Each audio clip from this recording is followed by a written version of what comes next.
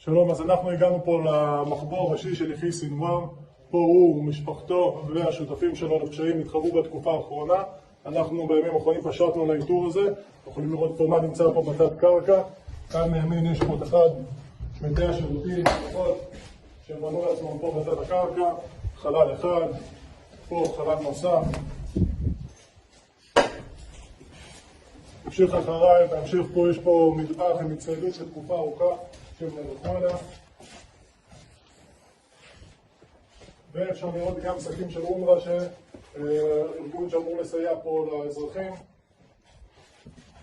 נמשיך פה במסדרון הראשי, החדר הבא היה חלל שבו המאבטחים שלו של יחיא סנוואר שמרו עליו, עם נשקים, תחמושת, מטענים, עוד הרבה אמל"ח ששמנו בצד.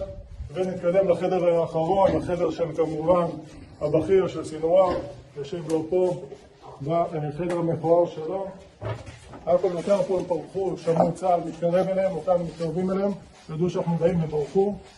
פה כספת שפרצנו ומצאנו פה מיליוני שקלים ודולרים בתוך הכספת, ועוד כספים שמפוזרים פה בחוץ. הוא חי פה בצורה טובה עם כל המיליונים שלו, בזמן שהאזרחים פה למעלה חיים בעוני וגובים ברעב. ככה הוא חי, אנחנו מבינים שהוא נמלט מפה והשאיר לפחות חלק מהמיליונים שלו מאחוריו.